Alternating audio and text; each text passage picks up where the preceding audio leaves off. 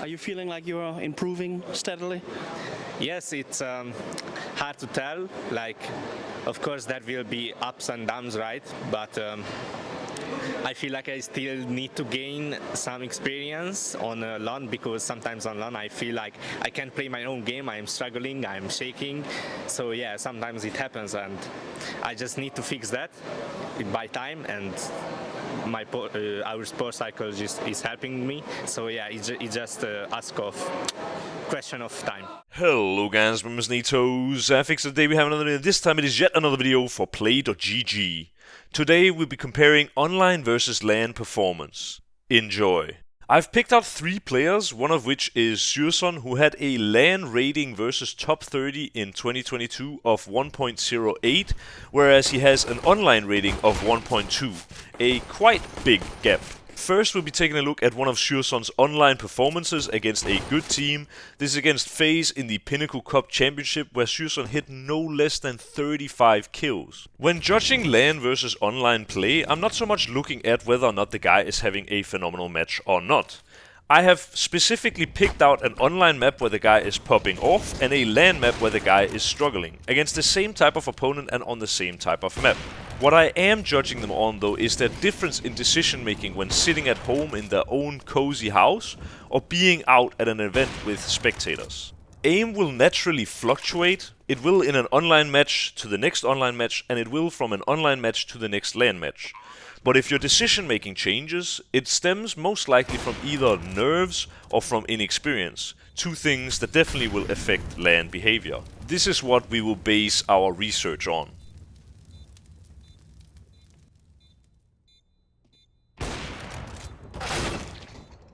The order of players that I'm featuring in this video is not random. We're going from most experienced to a little less experienced to inexperienced. Surson obviously being the most experienced of the 3. I'll show you who we are going to be taking a look at later on. Throughout the video, I will have to be very critical of anything that I see as a discrepancy between LAN and online. But in this round, just enjoy how Surson gets an opening kill in mid, takes down a second, uses his smoke to bait that he's falling back, re-peeks, gets another kill, and straight up wins the round. From this, FaZe are now saving. I need to make it clear that in good performances, there will be bad rounds. In bad performances, there will be good rounds, and so we cannot just look at a couple of rounds in isolation and assume. We have to get a bigger picture. Here is a short compilation of some bad rounds from Surson's good performance, so that we know not to judge too harshly when we see just one round in isolation where someone messes up.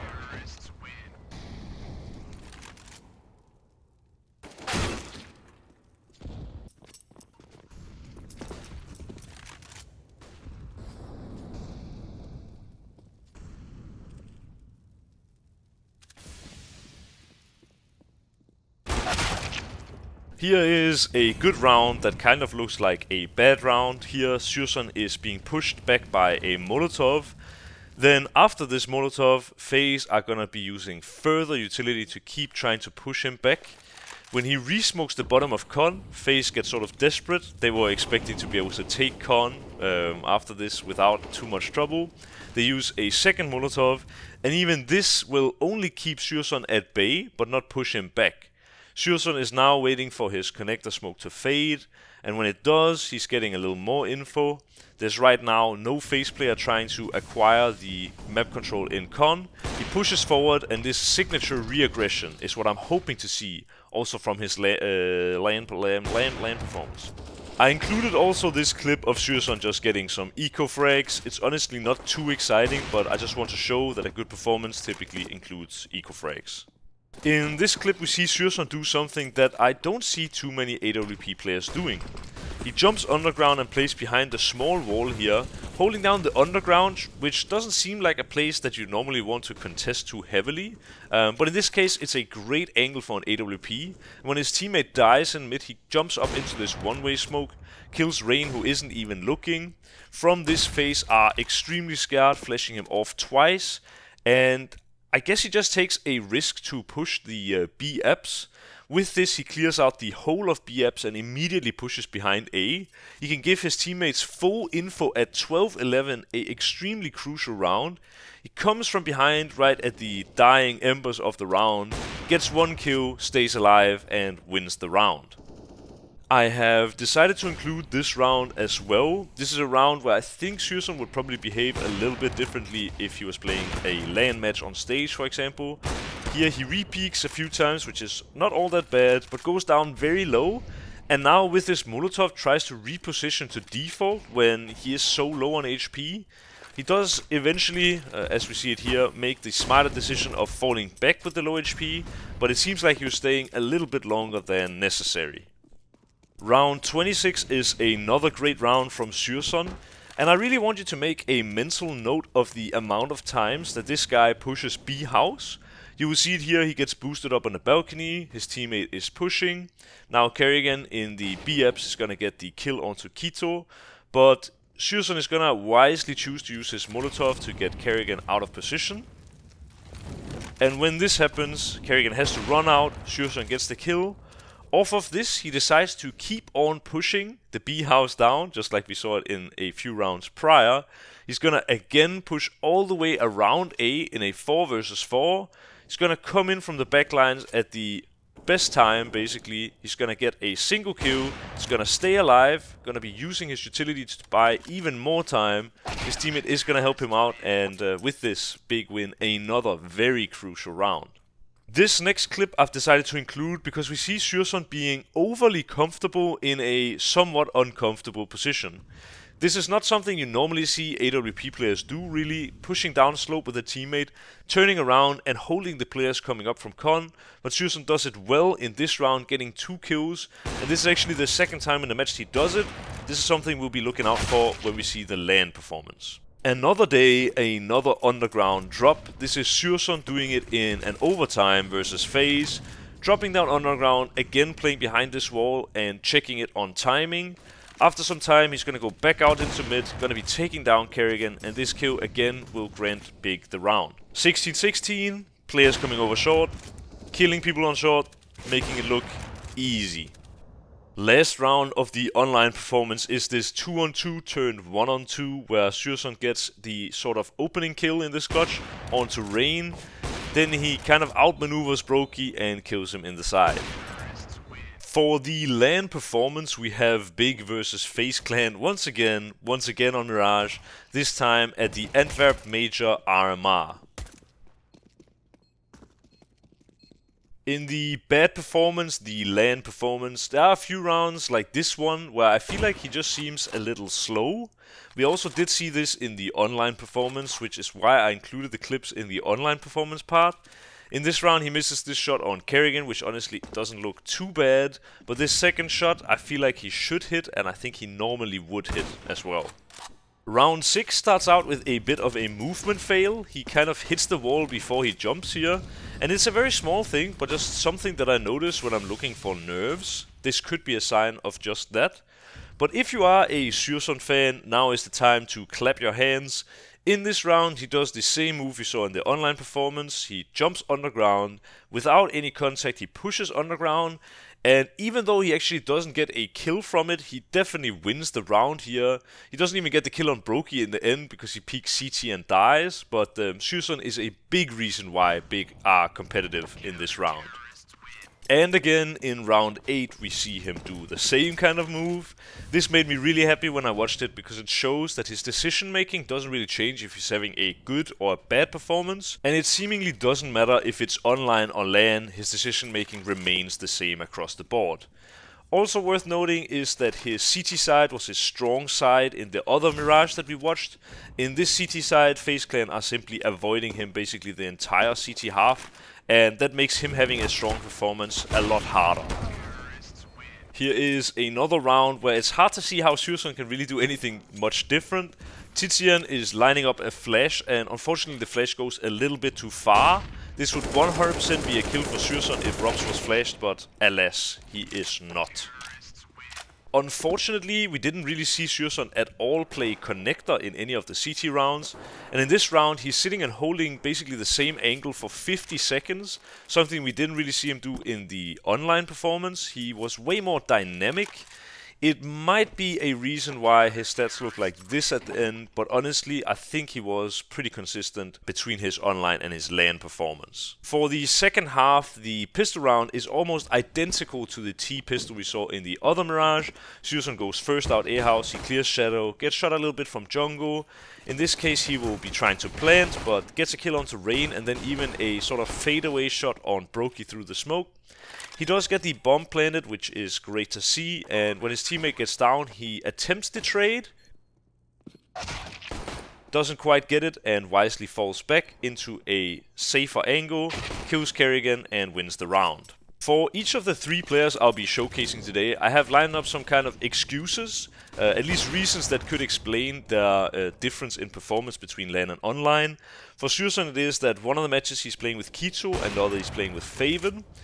In February he had back surgery, not quite sure if that would impact anything, probably not, but it's there on my notes.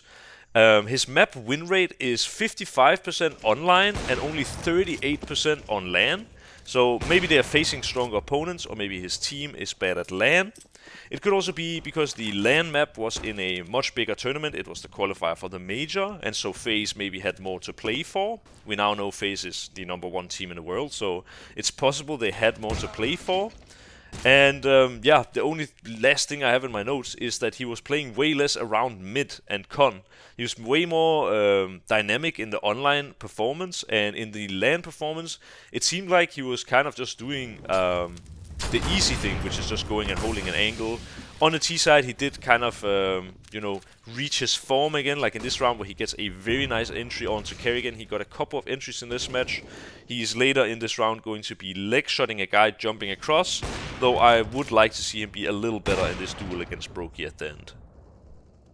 Our second player of today is Roy from Copenhagen Flames / well, now he's in Fnatic. For him, the online rating of 2022 versus top 30 is 1.19 with a whopping 1.35 impact rating. On LAN though, it's a different story. He has a rating of 0.99 and an impact rating of just 1. First performance that we'll be taking a look at is Copenhagen Flames versus ENCE on Vertigo in Pinnacle Cup 3, which is a online tournament if you are not aware. In this round we already saw Roy get an opening kill over towards A, now he's searching an opening towards B as well, and unfortunately gets killed in the side by Dyha. In this demo, Roy is a lot of the times taking an absurd amount of risk. Like in this round, where he just simply hears a guy reloading, pushes up on the left hand side of this smoke, catches a great timing, gets rewarded for it, gets an AK as well that he brings in further into the round where they're over on the B bomb site. When ENCE start the retake, Roy is going to be taking 2 fast kills. He's going to reposition with a single HP, and after a little bit of back and forth, Hades is going to get 2 kills. Roy is going to take a new angle and kill Hades, who is retreating from the bomb site. In round 7, we see Roy again over towards the A bomb side of things, gets once again a flash through the smoke. With this, pushes up into an unexpected position. When Madden comes out and clears it, he overlooks Roy, pulls out a grenade which leads to a freebie for Roy. With this, he goes on a little further and takes down Snappy through the wall with a headshot. It felt like every single round in this match was Roy playing around some kind of smoke, which is kind of funny because his name Roy actually means smoke. After a little while, Roy is going to be pushed back by the retake set of ENCE. They're doing a deep smoke plus a yellow Molotov. In this moment though, the smoke is a little shallow, so Roy can use this as a sort of cover. When he gets blind, he can hide behind it and he can shortly thereafter jump up, get not 1 but actually 2 kills for his troubles. Notice also that Roy now have 27 HP left, but he still plays very aggressive towards Ivy. He takes a duel onto Hades and dies. When watching an online performance of a player, we are trying to gather as much intel as absolutely possible, so that when we go over towards the LAN performance, we have something that we can compare him to. we can see if he plays in the same sort of patterns or if he's making much safer decisions. That could mean that he is very nervous or a little bit scared, you know, of the environment. Something that we didn't really see out of Syrson too much. I thought he was very consistent across the board. From Roy, we are again trying to gather intel, and in this round it's a great example of him sticking around on the A bomb site while his teammates hit B. With this, Huxi is now faking B to create extra space for Roy. He gets into a great sort of lurk position where he can hold both sides of the A rotation. After a little while, he again will get rewarded for his aggression. He's going to get an absolute freebie onto Hades, and after some further waiting, he's going to be picking up a second kill onto Snappy, winning the round for his team at a very crucial time in the first half. In this round, we see Roy do something I'm pretty sure he would never do on LAN. In this round, the situation turns into a 5 versus 3 for Copenhagen Flames, and Roy decides to push with a Molotov in hand, dies to Hades, who actually gets 2 more kills, and Copenhagen Flames will eventually lose the round. This clip is not super crucial on its own, but in this round, ENCE have used 2 smokes to try and push Roy back. He disrespects them and gets a free kill from it. In one of the later buy rounds, we see the same smoke coming in from ENCE.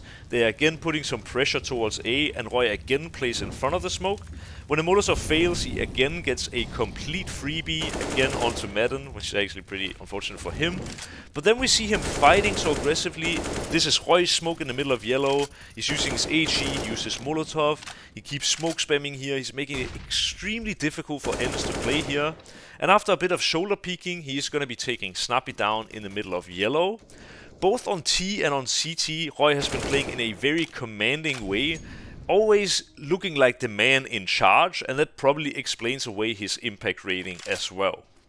Heading on over to the LAN performance of Roy, there is a significant difference in terms of how he plays, at least especially in this round. In this round, he's going to be taken down to 42 HP through a wall here, and when his teammate gets the first entry, he is doing what he's been doing most of the other rounds. He's taken over the space towards yellow, now he's holding an angle and they get another kill, but whereas in the online performance, whenever his team would get kills, he would try to sort of soak up the space and see if he could get closer to a bomb site or catch a timing. In this case, he's instead just holding an angle sort of semi-defensively, and then when they even get another entry, he's still just sitting and waiting for something to happen. This is a completely different look to the player we saw in the online performance. Now he's even falling further back while he's waiting for his teammates to get into position. Before, we saw it even with 27 HP, for example, him pushing aggressively and trying to take fights. Here he has a little bit more, but still staying so defensively, shoulder peeking a very passive angle. And when the hit is about to come in, he will actually in fact even Molotov himself off. A much more passive look than we saw in the online performance, and I would say it is mostly this round. But if you showed me these two sort of clips side by side, of one where he's aggressive and one where he's playing like this, I would not expect this to be the same player.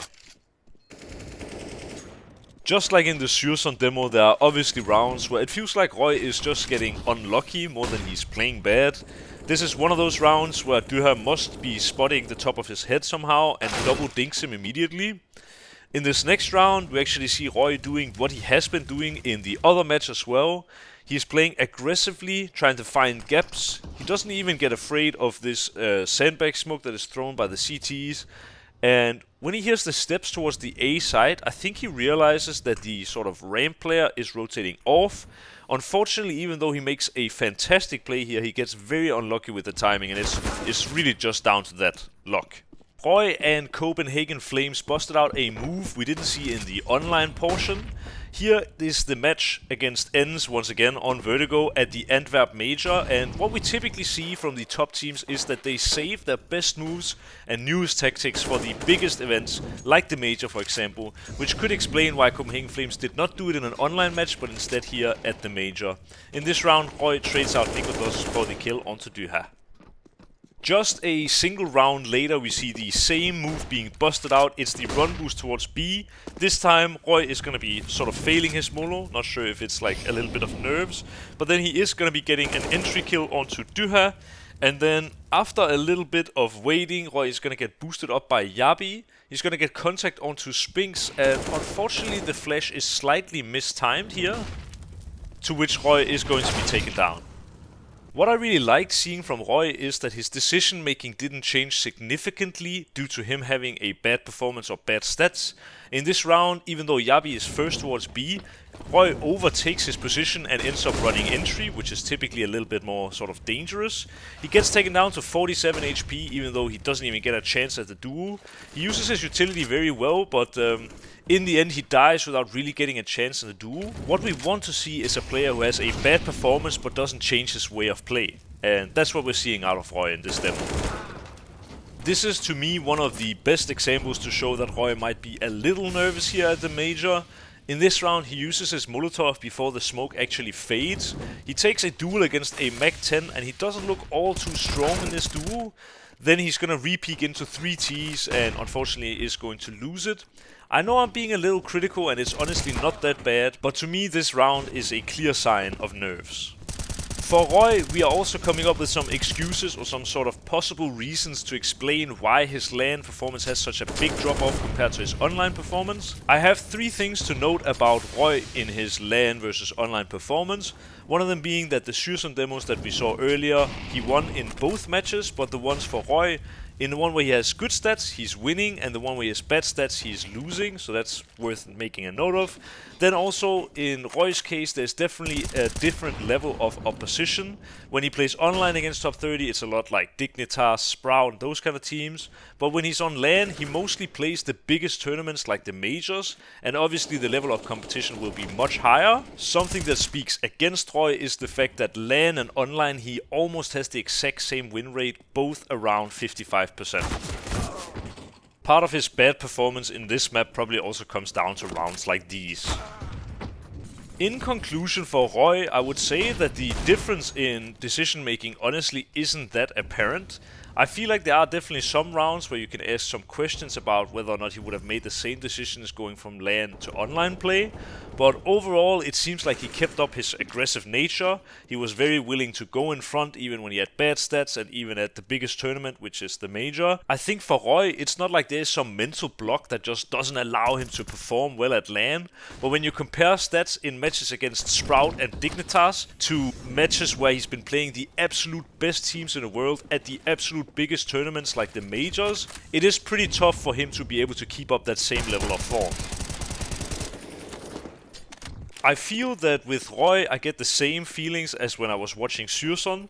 The decision making isn't all that different. They might be slightly different, but very slightly, and considering that there's a few months between some of the matches, it also makes sense that they're not complete one-to-one. I think with Surson and Roy it's more down to just a random bad string of form on LAN than something that is gonna be repeated for the upcoming years. Last but definitely not least, we have Torsi from Mouse, the guy that we saw in the intro, talking very openly about him having some issues and needing more experience.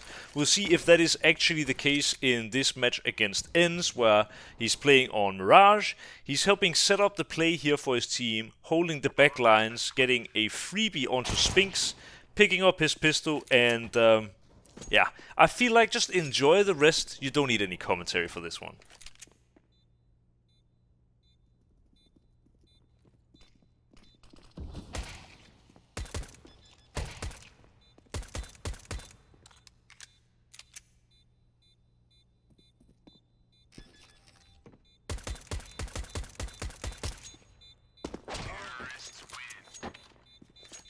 I always knew that this guy was an upcomer. I also realized pretty quickly that he is very, very good.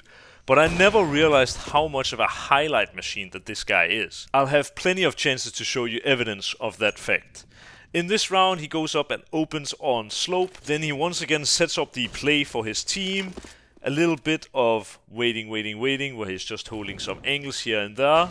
He is going to be getting a second kill, and just before he dies, he's even going to be picking up a third. Before I forget, this is obviously the online match against ENS in Rupert Cup 2022.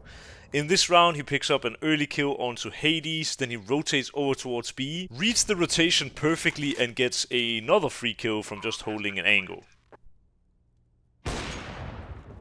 In round 12 he is once again in the action, using his Molotov over towards bench and finding a kill onto Madden through this small gap in the smoke. His last two remaining teammates both get taken down, and he now has info on one of the CTs being Firebox. He hits a very snappy shot onto Dyha, relocates into A house, goes out and eventually plants the bomb over towards default.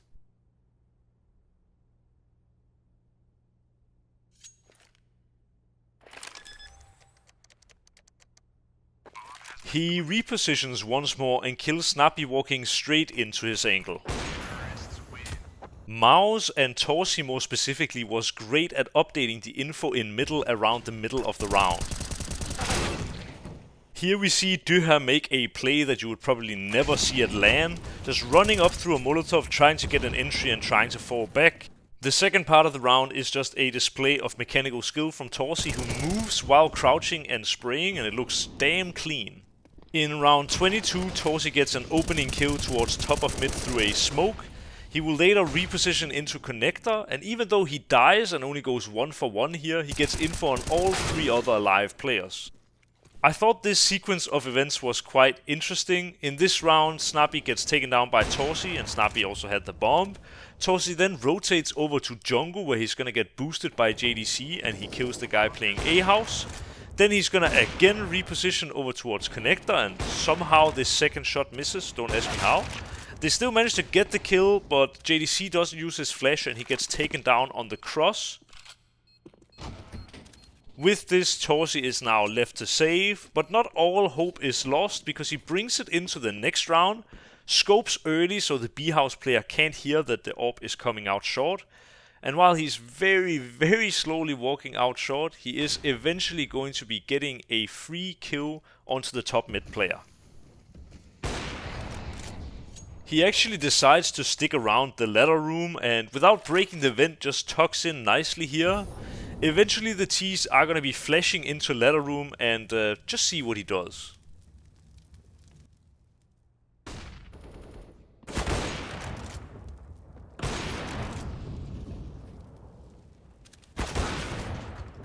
Heading into the LAN portion of the video, here is Torsi and Mouse against Navi at IEM Cologne. Now, before we really get into these clips, let me tell you about Torsi. He, in 2022 versus top 30 on LAN, has a rating of 1.06, which is pretty decent. But online, he has a rating of 1.25 for the same specifications. A gap in rating of 0.19. So what is so different between Torsi on LAN and Torsi online? Well, here is one round that kind of helps painting the picture. Torsi in this case is actually stacking the right bomb site. He's going over towards bench, and it is one of the best positions to block a B-split, as you have headshot angles against short. We'll see when the T's come in here how he's gonna deal with it. He does get slightly blinded here, but instead of taking the fight, he just smokes himself off and kind of hides. Frozen gets 2 kills, and then Torsi is just trying to kind of work out a way he can have impact. Unfortunately, he misses the shots on the guy falling, and he gets taken out. There are definitely some rounds here on LAN where you get the feeling that Torsi is a little afraid to take a fight, something that we never saw in the online portion of the video. Here he gets a great opening onto bit early round, and what I actually really like in this round is that when this smoke comes in, he drops down on the box, waits for the smoke to fade, but you can definitely see the nerves play in when he shoots the body, and then also throws a smoke I've never seen anyone ever throw before, smoking underground from window, which I'm not quite sure what kind of effect that will have. Then, in this case, he also seems a little afraid to take the duel. He knows Electronic has been dinked in the mid, and instead of actually taking the fight to Electronic and trying to kill him, he lets him go, and now he has to worry about short and a whole lot of other things. So he ends up hanging around mid for a much longer time than what would have been the case if he would have just killed Electronic, cleared mid, and then rotated B.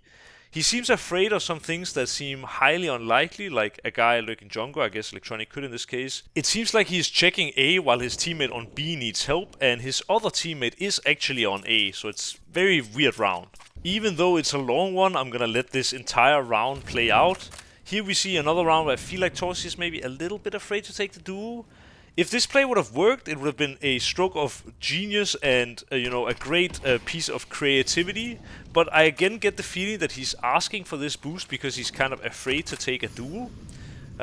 Maybe it's a little bit of bias, and maybe I'm being a little bit harsh. You can let me know in the comments if you think that's the case.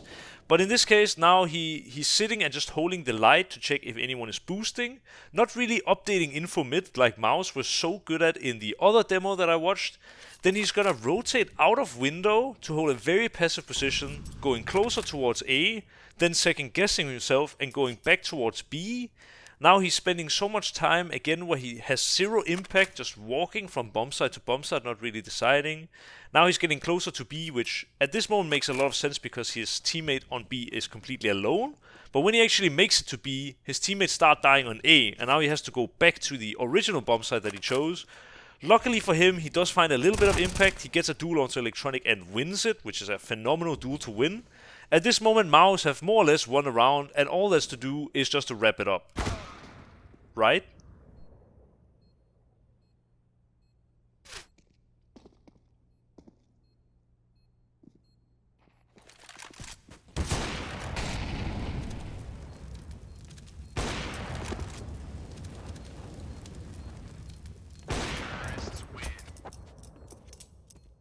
Well, now Simple is fired up, and that doesn't exactly make Torsi's life any easier as the opposing AWP player. In this round he starts towards A, wants to go firebox and hold slope, but just dies immediately to Simple. Next round he gets boosted up in the B house, and who is there? Well, it's again Simple.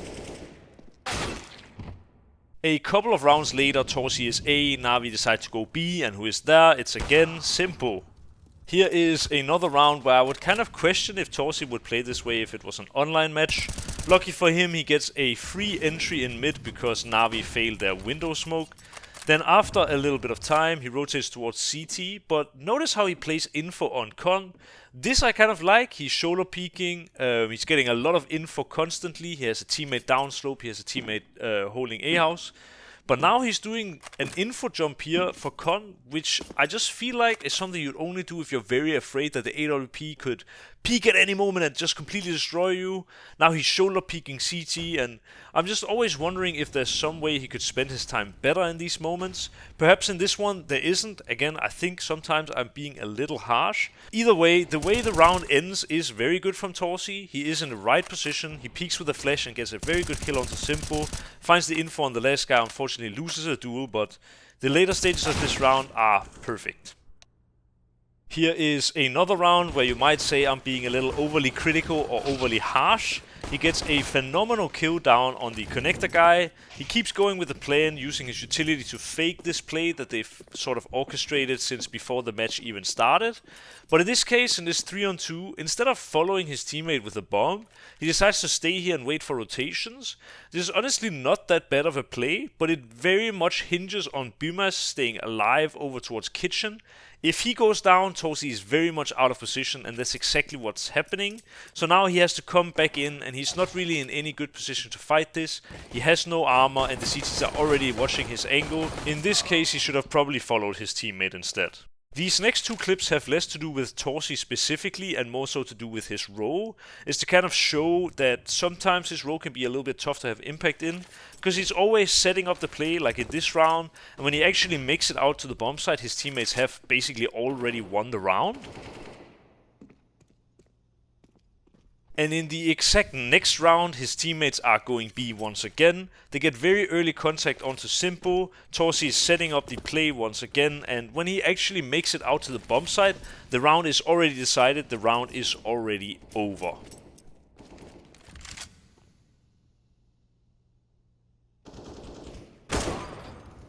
I know I've shown a couple of clips where Torsi has been painted in a sort of negative light, but after watching this clip, everything will change, I promise. Look at the snappy aim in this first duel. Now he's gonna keep going even with the low HP. He's gonna catch a second duel onto Bit, which he's also going to win. Then he will rotate over to A house, and with 1 HP, he's going to one-tap a guy into the Shadow Realm. I'm just gonna come out and say it. If you can have rounds like this in a bad performance, you're a monster, okay? Kill Simple, Now he needs to try the trade. He manages the trade, ready for the rotation, instant 3k. What a beautiful piece of Counter-Strike. And just as if this match was a fairy tale, he does eventually get the upper hand on his nemesis, Simple.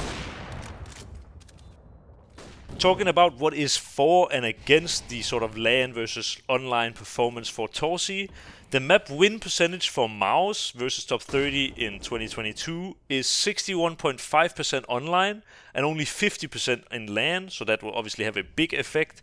In the two demos we watched, obviously ENCE, who just benched their AWP player Hades, will be a much easier opponent than Na'Vi, who have the greatest player of all time in Simple. And considering how new Torsi still is in the tier 1 scene, I'm pretty sure he's gonna get after it within a couple of months, maybe a year. I wanted to include this round also. It's a little bit unfortunate. It's a hyper crucial round, 5 versus 3, and Torsi misses a shot that he probably should be hitting. If he hits this shot, probably Mouse win this map. They will go on to win it in the end anyway, but just worth noting. For the conclusion of the video, I'm honestly not too worried about Sursong or Roy. Their decision making seemed to be pretty consistent across the board. For Torsi, his decision making wasn't as consistent as we saw from the other players. It's very clear that there is a difference in his LAN performance and his online performance, but he is very young, very inexperienced, and it is something that will just build up over time. We saw many great moments from him, and it's clear he can hang with the absolute best at the biggest tournaments. I've been NaToSaphiX for Play.gg, and thank you so much for watching the video.